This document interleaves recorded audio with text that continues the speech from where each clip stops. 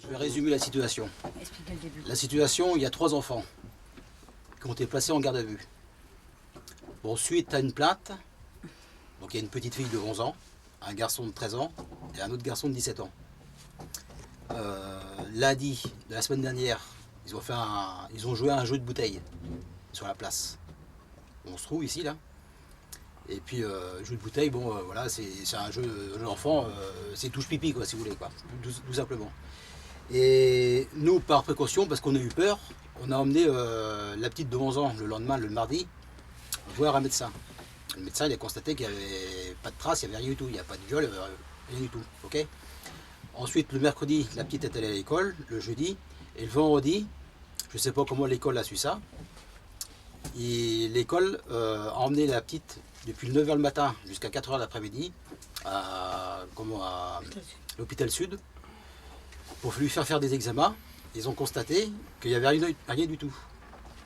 Mais entre-temps, ils ont forcé la petite à déposer plainte aux services sociaux et à déposer plainte contre son frère et contre son cousin aussi, pour viol. Donc ce matin, on devait emmener les enfants à 10h au commissariat, à la TA, pour leur expliquer.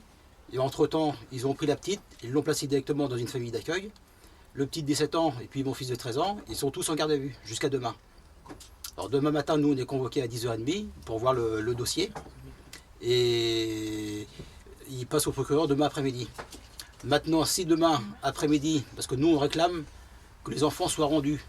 Pourquoi? Parce qu'il n'y a jamais eu de preuves.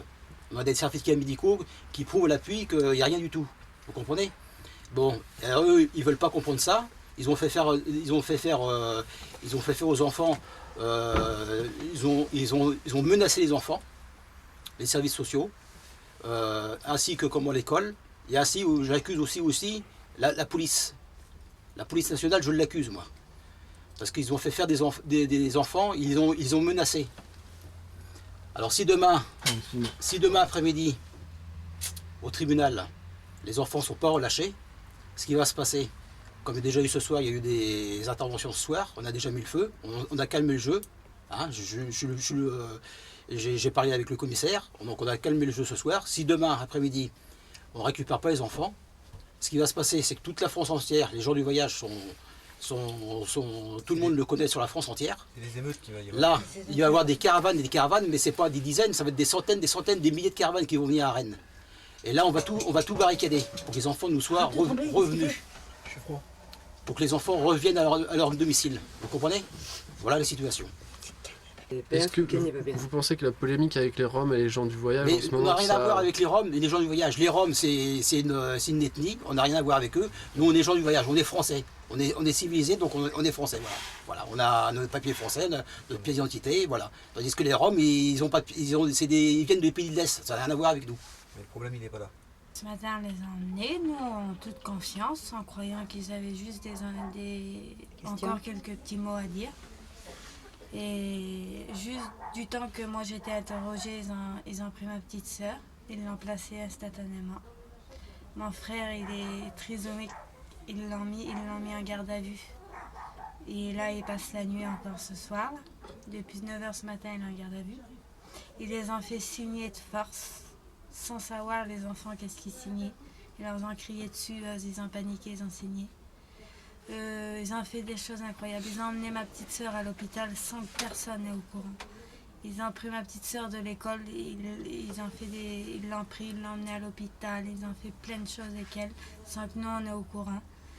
On a mis un petit peu le feu, on a mis. Le feu parce que c'était pas... Parce que normalement mon petit frère devait sortir, il n'avait pas le droit encore de faire la garde à vue la journée, ça passait. Mais pas le soir, il est malade, il prend des cachets et tout, s'il ne prend pas son cachet, il meurt.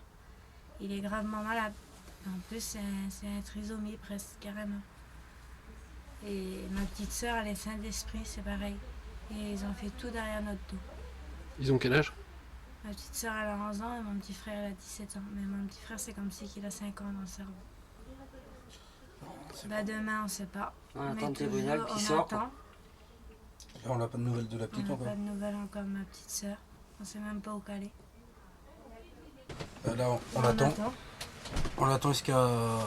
C'est quelle heure à 3h. 3 à 4 heures. 3 à 4 heures, on va savoir tout ça qui s'est passé.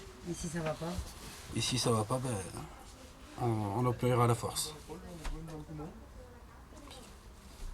On va bien voir.